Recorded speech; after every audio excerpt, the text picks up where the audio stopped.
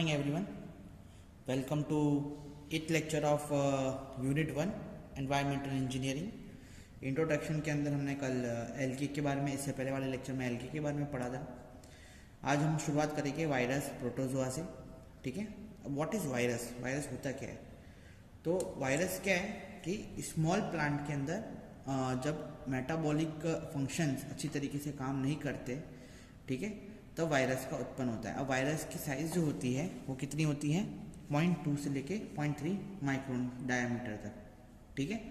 तो इससे वजह इन सब चीज़ों की वजह से जो वायरस है वो डेवलप होते हैं, इम्प्रॉपर डाइजेशन वगैरह से, है ना. तो वायरस जो होते हैं ज़्यादातर प्रोड्यूस होते हैं हमारे जो ह्यूमन फेसिस, यानी हमारा जो वेस्ट होता है वहाँ से. ठीक है. और बहुत सारे वायरस हार्मफुल भी होते हैं और उसको कंट्रोल करना बहुत ज़रूरी होता है. सेकंड, जो वायरस कंट्रोल की प्रक्रिया है वो ज़्यादातर क्लोरीनेशन से की जाती है. क्लोरीन क्या करता है, जो उसके अंदर क्लोरीन जमा रहता है वो वायरस को डिस्पोजल कर देता है या मार देता है. ठीक है. तो ये सारे जो पॉइंट्स है वो आपको दिमाग में रखना है. वही चीज़ मैं यहाँ पे लिखूँगा कि वायरस क्या है. These are the smallest plants lacking in normal metabolic function. Clear? क्या है? This are the smallest plant lacking in normal metabolic function. ठीक है. नॉर्मल प्लांट्स हैं ये जो मेटाबॉलिक फंक्शन का इनका नॉर्मल नहीं होता है. Such as they life on border line between living organism and chemical compound. और ये जो इस तरीके से इनका मेटाबॉलिज्म फंक्शन होता है कि ये लोग ना तो लिविंग ऑर्गेनिज्म में आते हैं, बॉर्डर लाइन पे आते हैं, और ना तो केमिकल कंपाउंड में आते हैं. ठीक है. इसलिए इनको मानना बहुत मुश्किल होता है. जैसे आप कोरोना वायरस को देख लीजिए, उसके डिसीज बनने में कितना टाइम लगता है. जो भी तरीके के वायरस होते हैं उनको मानने में हमें टाइम लगता है. ठीक है. अब इनकी अगर हम साइज़ देखें तो साइज़ इनकी कितनी है? 0.2 माइक्रोन से 0.3 माइक्रोन जितनी. ठीक है. इनका जो डायामीटर है ये इन डायामीटर, ठीक है,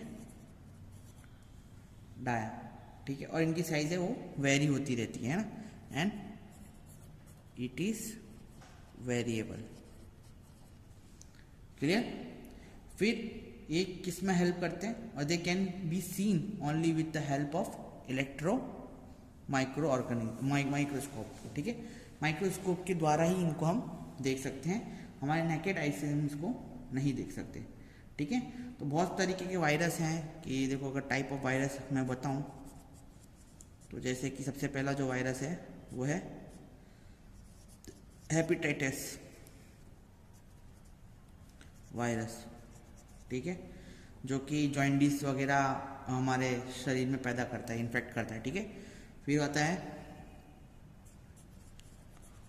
पोलियो वायरस, हाफ पैरालाइज कर देता है ना. इसका नाम तो सबने सुना होगा, 2 बूंद है जरूरी पोलियो की. फिर आता है एंट्रिक साइटोपैथोजेनिक वायरस. ठीक है. ये वायरस भी इन्फेक्ट करता है हमारे बॉडी के अंदर और नुकसान करता है. ठीक है. और फिर आता है ह्यूमन ऑर्फन, जिसको ECHOE को भी बोला जाता है. डायरिया पैदा करता है, ये डायरिया हो जाता है ये वायरस के वजह से. ठीक है. तो ये थे वायरस के टाइप. तो हमको इन शॉर्ट हमको पता चल गया कि ये 3 पॉइंट इंपॉर्टेंट है कि वायरस होता क्या है. तो वायरस एक स्मॉल प्लांट है जिसका जो मेटाबॉलिज्म है, फंक्शन है, वो लैकिंग रहता है, नॉर्मल रहता है. ना तो ये लिविंग ऑर्गेनिज्म रहता है, ना ये केमिकल कंपाउंड के बॉर्डर लाइन में आता है. ठीक है. फिर साइज ऑफ माइक्रोन की साइज ऑफ वायरस कितनी होती है? 0.2 से लेके 0.3 माइक्रोन तक, जिसका डायामीटर वेरी करता रहता है. ठीक है. और उसके टाइप कौन कौन से हैं? तो हेपेटाइटिस वायरस है, पोलियो वायरस है, एंट्रिक साइटोपैथोजेनिक वायरस है, फिर ह्यूमन ऑर्फन वायरस है। ठीक है, तो ये आपको याद होना चाहिए, पता होना चाहिए, है ना।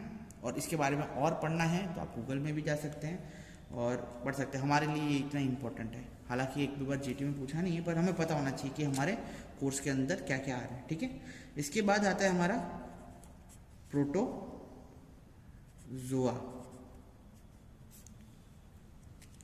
What is protozoa? तो प्रोटोजोआ क्या है? प्रोटोजोआ एक सिंगल एनिमल सेल है, ठीक है, which reproduce by binary fission. Binary fission के द्वारा जो हमारा प्रोटोजोआ है वो उत्पन्न होता है। ठीक है, अब जो प्रोटोजोआ है वो क्या करता है, वो बहुत इंपॉर्टेंट है बायोलॉजिकल ट्रीटमेंट के लिए, जैसे कि एरोबिक ट्रीटमेंट हो गया, फिर नॉन फॉस्फोरिक ऑर्गेनिज्म हो गए। ठीक है, ऑक्सीडेशन पाउंड के अंदर भी हमको प्रोटोजोआ जरूरत पड़ती है, जैसे ट्रिकलिंग फिल्टर हो गया, एक्टिव स्लरी हो गया, तो उन सब चीज़ों के अंदर सड़ान के लिए हम प्रोटोजोआ यूज़ करते हैं। ठीक है, और ये जो माइक्रोस्कोपिक एनिमल है वो कॉम्प्लेक्स डाइजेशन सिस्टम इसका रहता है, मतलब बहुत कॉम्प्लेक्स डाइजेशन सिस्टम रहता है, जिसकी वजह से क्या होता है, जो सॉलिड ऑर्गेनिक मैटर है वो एक एनर्जी और एक कार्बन सोर्स बन जाता है। ठीक है, समझ में आया आपको? तो ये प्रोटोजोआ क्या है? तो प्रोटोजोआ का अगर मैं पहला पॉइंट लिखूं तो क्या लिखूंगा कि प्रोटोजोआ क्या है? एक सिंगल सेल एनिमल है। ठीक है, क्या है? Protozoa are single cell animals which reproduce by binary fission। Clear? किससे पैदा होते हैं? बाइनरी फिजन के द्वारा पैदा होते हैं और सिंगल सेल एनिमल है। क्लियर है? फिर protozoa which are of important in, मतलब काय के लिए इंपॉर्टेंट है हमारा प्रोटोजोआ? एक तो बायोलॉजिकल ट्रीटमेंट के लिए इंपॉर्टेंट है। ठीक है, जिसके अंदर ये क्या करता है? आर स्टिकली एरोबिक, जिसके अंदर ये एरोबिक काम करते हैं, यानी प्रेजेंस ऑफ ऑक्सीजन रहती है इसके अंदर। फिर यूज होता है ये कहाँ पे? नॉन फोटो सिंथेटिक ऑर्गेनिजम्स के अंदर। ठीक है, जनरली ये एज अ ऑक्सीडेशन पाउंड की तरीके से हमको मिलते हैं। ठीक है, इसके अंदर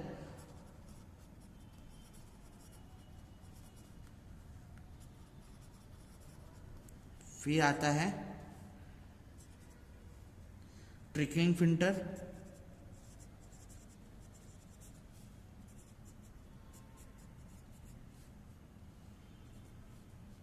एंड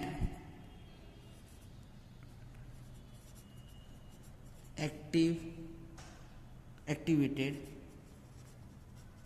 स्लज के अंदर भी हमको ये प्रोटोजोआ देखने के लिए मिलता है। ठीक है, जो इनकी साइज की लेंथ है वो कितनी होती है? 5 mm की जिनकी रेंज होती है इनकी। ठीक है, रेंज साइज इनकी होती है लेंथ में अप टू 5 mm, यानी बहुत माइन्यूट।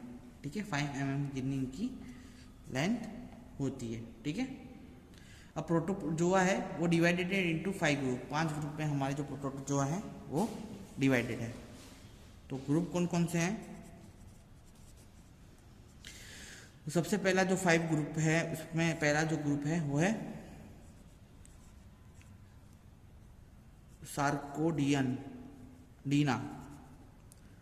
सार्कोडीना।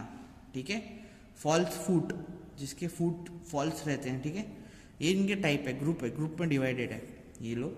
फिर है मस्तिगोफोरा। फिर तीसरा है स्पोरोजोआ। फोर्थ है क्लेटा, एंड जो हमारा फिफ्थ है वो है सुटोरिया। समझ में आया? इसमें हमारा ये जो प्रोटोजोआ है ये 5 ग्रुप में डिवाइडेड है। इनके शेप जो होते हैं वो अलग अलग होते हैं और अलग अलग सेलुलर सिस्टम इनका रहता है, इसलिए इनको डिवाइड किया गया है। ठीक है, हालांकि काम ये एक का ही करते हैं, पर अलग अलग शेप में और अलग अलग तरीके के पाए जाते हैं, उसके हिसाब से इनको डिवाइड किया जाए। अगर अब मैं आपको उनका शेप दिखाऊं तो आपको ये वाली इमेज में आपको क्लियरली शेप दिखेगा इनका। ये हमारा सेकोडियन, फिर मस्तिकोफोरा, फिर हमारा ये सी क्रिकेट, ठीक है, फिर स्कोरिया और सिलिएट। फ्री स्विम्स रहता है इनका, मतलब ये आपको पानी के अंदर मिलेंगे। ठीक है, तो इस तरीके के जो वायरस हैं, सॉरी प्रोटोजोआ है, आपको देखने के लिए मिलते हैं। क्लियर? फिर इसके बाद आता है हमारा क्या बोलते हैं रोटीफर। अब रोटीफर क्या होता है? ये भी एक सिंगल एनिमल प्रोग्राम है, क्या बोलते हैं, सिंगल सेलुलर सेल से बनते एनिमल है, पर ये किससे एक्ट करते हैं? ये मल्टी सेल एनिमल्स के साथ एक्ट करते हैं। ठीक है, अब रोटीफर है एक सिंपलेस्ट मल्टी सेल एनिमल, पर ये कैसे उत्पन्न, ये जो गोज होते हैं ये सिंगल सेल से उत्पन्न होते हैं। ठीक है, it derive its name from the apparent rotating motion of 2 set of cilia on its head. ठीक है, इनके जो सर के ऊपर होता है वो 2 उनके हेड्स होते हैं। ठीक है, तो ये जो रोटीफर है हमारे, वो अब रोटीफर जो होता है वो होता है ज़्यादातर फूड कैचिंग मोमेंट उनके पास रहती है। डुअल पर्पस उनका रहता है, एक तो मोटिलिटी बोले तो मूवमेंट, एंड फूड कैचिंग की, ये डुअल पर्पस में हमारे को जो सीला है ये इनके काम आते हैं। ठीक है, अब ये जो मैं रोटीफर की आपको इमेज दिखाऊं तो इस तरीके की रोटीफर की इमेज हमको देखने के लिए मिलती है। ठीक है, 2 तरीके के सीला इनके पास प्रोवाइडेड रहते हैं। ठीक है, तो फूड कैचिंग के लिए हमको काम में आते हैं। ज़्यादातर ये आप अगर देखेंगे तो ये आपको कहाँ पे देखने के लिए मिलेंगे? ये आपको देखने के लिए मिलेंगे वाटर के अंदर। क्यों? क्योंकि इनकी जो ऑर्गेनिक कंटेंट होता है वो बहुत लो होता है। ठीक है, तो ऑर्गेनिक लो कंटेंट हमको वाटर के अंदर ही मिल सकता है। समझ में आया? तो ये है हमारे रोटीफर के बारे में। फिर हमारा आता है वॉर्म्स, मतलब जो छोटे छोटे वॉर्म्स होते हैं वो। ये पैरासाइट तो आपको पता है, जो डेंजरस क्या बोलते हैं हमारे लिए वायरस होते हैं, जो होस्ट ऑर्गेनिजम्स होते हैं उनको पैरासाइट बोलते हैं। ठीक है, उसके बाद हमारा जो टॉपिक है वो नया टॉपिक आएगा। तो ये जो मेन डेफिनेशन थी हमारे वायरस और प्रोटोजोआ की, वो आज हमने पढ़ ली। अब इनमें से अपन ने आगे जो जितने भी वायरसेस वगैरह पढ़े, इनमें से जो पैथोजेनिक हैं, जो कि बैक्टीरिया कंटेन करते हैं, वेस्ट वाटर के द्वारा हमारे बॉडी में इन्फेक्ट करते हैं। ठीक है, वो कौन कौन से? तो वो सिर्फ 4 तरीके के हमारे जो पैथोजेनिक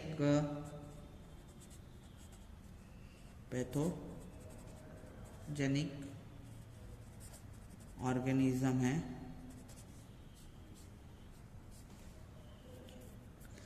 वो 4 टाइप के हैं। ठीक है, जो पहला टाइप है उसका वो है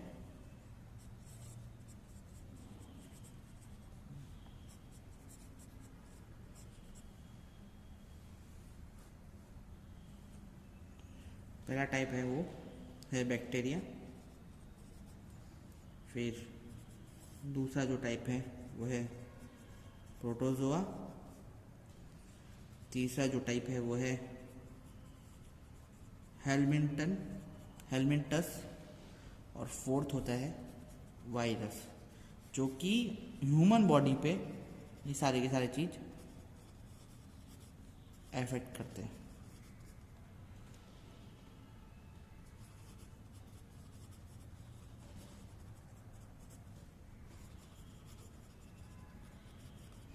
ड्यू टू वेस्ट वाटर, वो किसी के भी कारण हो सकता है। समझ में आया? अब टेबल नंबर 1.6 अगर आप देखेंगे, आरपी रेटेलिया, ठीक है। 29 पेज नंबर पे आपको टेबल नंबर 1.6 के अंदर मिलेंगे इन्फेक्शियस एजेंट, ठीक है, जो कि डोमेस्टिक वेस्ट वाटर के अंदर प्रेजेंट रहते हैं, अनट्रीटेड डोमेस्टिक वेस्ट वाटर के अंदर प्रेजेंट रहते हैं। तो उसके आपको इसके अंदर बहुत सारे टाइप्स मिल जाएंगे, तो वो आपको एक बार देखना रहेगा, ठीक है। जब हमारा नेक्स्ट टॉपिक है वो है growth of micro organism. Growth of micro organism आप देख सकते हैं अपने स्क्रीन पे कि कितनी बार इसको जीटीयू के अंदर पूछा गया है, यानी फर्स्ट चैप्टर में से अगर कोई क्वेश्चन ये होता है तो यही सबसे मोस्ट इम्पोर्टेंट आईएमपी क्वेश्चन है रहता है। अब ग्रोथ ऑफ माइक्रो ऑर्गेनिज्म पढ़ना क्यों जरूरी है, ठीक है।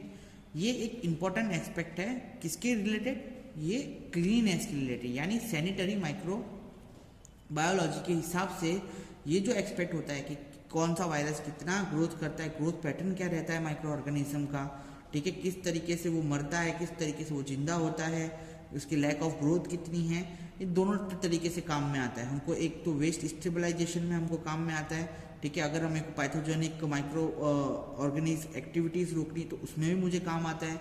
अगर जैसे कि अगर आप देखेंगे एरोबिक एक्शन जहाँ पे होते हैं, टैंक होता है, टैंक के अंदर हमको सड़ान चाहिए होती है हमारे वेस्ट की, तो हमको ये जानना जरूरी कि कौन सा वायरस उसके अंदर सड़ान हमको देगा, और देगा तो बहुत ज़्यादा ना दे दे, हमको लिमिटेड सड़ान चाहिए होती है ऑर्गेनिक उसको बनाने के लिए।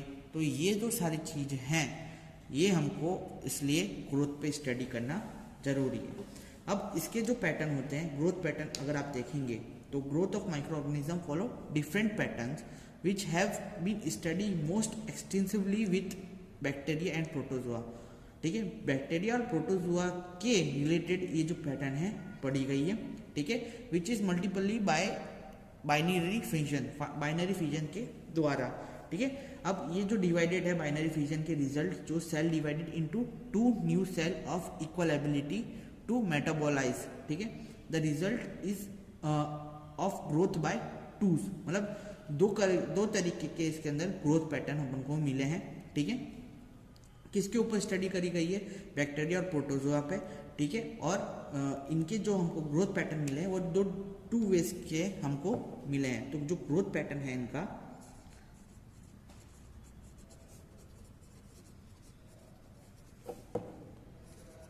हम स्टडी कर सकते हैं इन टू वेज, दो वे से। सबसे पहला जो है वो है number of micro organism and biomass of micro organism. दो पैटर्न है हमारे, नंबर एंड मास, ये दो पैटर्न है, वो हम कल डिस्कस करेंगे, आज नहीं डिस्कस करते क्योंकि बड़े पैटर्न है और इम्पोर्टेंट टॉपिक है, तो मैं इसको फ्रेश स्टार्ट में कल स्टार्ट करूँगा। आज के लिए हमारा जो सेशन है हम इतना ही रखते हैं, कल हम नए टॉपिक के साथ मिलेंगे आपको, ठीक है। और कल शायद ये चैप्टर भी खत्म हो जाए। सेकेंड, आप दो बुक प्रीफर कर सकते हैं, महाजन की बुक भी इसके अंदर अच्छी है और आरपी रेटलिया की बुक भी इसके अंदर अच्छी है, ठीक है। पर ये जो मैं आपको टॉपिक्स पढ़ा रहा हूँ वो मैं पुराने कोर्स के हिसाब से, सिलेबस के हिसाब से पढ़ा रहा हूँ। अभी जो नया सिलेबस मैंने देख लिया है उसके अंदर ये सारे टॉपिक्स नहीं है, पर हम अगर फर्स्ट चैप्टर वो पैटर्न के अंदर ये अगर इंक्लूड होता है, क्योंकि जैसे कि ये टॉपिक अगर आप देखेंगे growth of micro organism, it's very important topic for GTU related, और ये अगर इंक्लूड करा है फर्स्ट चैप्टर के अंदर तो ये ज़रूरी है हमको पढ़ना, इसलिए मैं पढ़ा रहा हूँ। नेक्स्ट टाइम से अपन देखेंगे कि इसके ग्रोथ पैटर्न के अंदर जो नंबर और मास के हिसाब से इनका डिवाइडेड किया है, तो किस तरीके से इनका पैटर्न है, ग्रोथ है होता है, वो हम इसके अंदर स्टडी करेंगे, ठीक है। तब तक के लिए आप रिवीजन करते रहिए। देखिए अभी फिर शॉर्ट टर्म के अंदर ही हमारे पास ये कोर्स हमें कंप्लीट करना है और एग्जाम्स भी आ जाएगी, तो थोड़ा सीरियसली इन सबको लेना। एनवायरनमेंट सब्जेक्ट ऐसा है कि अगर आप कॉन्स्टेंटली पढ़ते रहेंगे तो आपको लास्ट में इस पर ध्यान देने की जरूरत नहीं पड़ेगी, ठीक है। तो इसी के साथ आज का लेक्चर है हम समाप्त करते हैं, कल नए लेक्चर के साथ मिलेंगे। शुक्रिया।